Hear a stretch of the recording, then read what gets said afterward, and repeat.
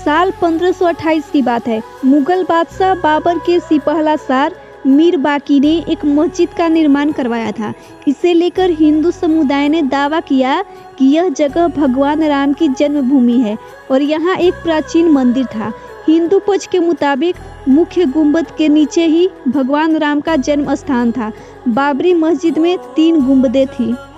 राम मंदिर पर असली विवाद 23 दिसंबर 1949 से शुरू हुआ, जब भगवान राम की मूर्तियां मस्जिद में पाई गई। हिंदुओं का कहना था कि भगवान राम प्रकट हुए हैं, जबकि मुसलमानों ने आरोप लगाया कि किसी ने रात में चुपचाप मूर्तियां वहां रख दी। यूपी सरकार ने मूर्तियां हटाने का आदेश दिया, लेकिन जिला के डीएम के नायर ने दंगों और हिंदुओं की भावनाओं के भड़कने के डर से इस आदेश को पूरा करने में असमर्थता जताई। सरकार ने इसे विवादित ढांचा मानकर ताला लगवा दिया था। साल 1950 में फैजाबाद सिविल कोर्ट में 2 अर्जी दाखिल की गई। इसमें एक में रामलला की पूजा की इजाज़त और दूसरे में विवादित ढांचे में भगवान राम की मूर्ति रखे रहने की इजाज़त मांगी गई। 1959 में निर्मोही अखाड़ा ने तीसरी अर्जी दाखिल की थी। साल 1961 में यूपी सुन्नी वक्फ बोर्ड ने अर्जी दाखिल कर विवादित जगह के पोजीशन और मूर्तियां हटाने की मांग की थी। साल 1984 में विवादित ढांचे की जगह मंदिर बनाने के लिए विश्व हिंदू परिषद ने एक कमेटी गठित की थी। साल 1986 में यूसी पांडे की याचिका पर फैजाबाद के जिला जज केएम पांडे ने 1 फरवरी 1986 को हिंदुओं को पूजा करने की इजाज़त देते हुए ढांचे पर से ताला हटाने का आदेश दिया था। 6 दिसंबर 1992 वीएचपी और शिवसेना समेत दूसरे हिंदू संगठनों के लाखों कार्यकर्ताओं ने विवादित ढांचे को गिरा दिया। देश भर में सांप्रदायिक दंगे भड़क गए, जिनमें 2000 से ज्यादा लोग मारे गए थे।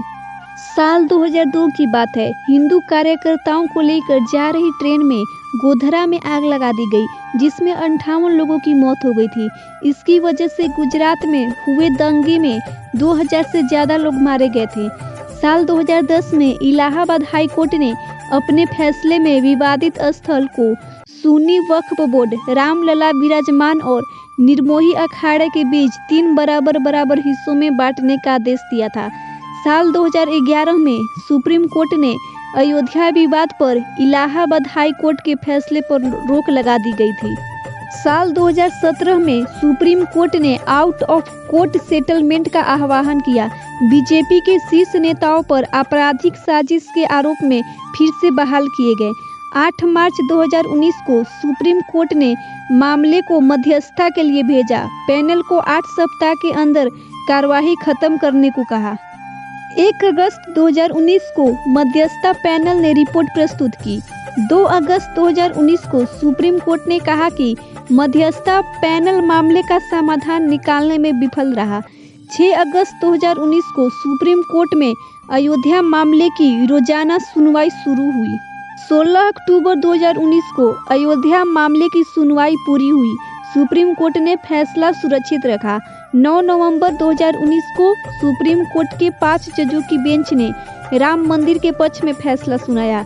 2.77 एकड़ विवादित जमीन हिंदू पक्ष को मिली। मस्जिद के लिए अलग से 5 एकड़ जमीन मुहैया कराने का आदेश दिया गया। 25 मार्च 2020 को तकरीबन 28 साल के बाद रामलला को टेंट से निकालकर फाइबर के मंदिर में शिफ्ट किया गया था। 5 अगस्त 2020 को राम मंदिर का भूमि पूजन कार्यक्रम। पीएम नरेंद्र मोदी, यूपी के सीएम योगी आदित्यनाथ और साधु संतों समेत 175 लोगों को न्योता मिला। अयोध्या में प्रधानमंत्री नरेंद्र मोदी ने राम मंदिर के निर्माण के लिए भूमि पूजन कर शिलान्यास किया।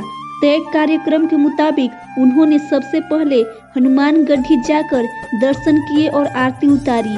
राम मंदिर निर्माण के लिए पहले 9 शिलाओं का पूजन किया गया। 12:44 पर चांदी की कन्नी से नींव रखी गई। आखिरकार राम मंदिर के इतिहास में 22 जनवरी 2024 का दिन सुनहरे अक्षरों में दर्ज किया जाएगा। भारतवर्ष में एक और राम दिवाली के रूप में प्रति वर्ष 22 जनवरी को मनाई जाएगी। 1528 से लेकर 2024 तक यानी 496 साल के इतिहास में कई मोड़ आए। कुछ मील के पत्थर भी पार किए गए।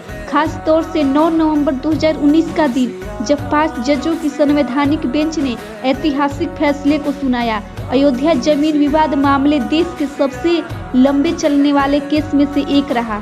लेकिन वो कहते हैं ना कि जीत हमेशा सत्य की ही होती है। राम बड़े वीर थे, लड़ने में रणवीर थे, जाकर रावण मारा था, दुश्मन को पछाड़ा था। सीता उनकी रानी थी, भारत की महारानी थी, हनुमान के प्यारे राम, सारे जग से न्यारे राम। आप भी जय श्री राम के भक्त हैं तो चैनल को सब्सक्राइब कर दे और वीडियो को लाइक कर दे। जय श्री राम।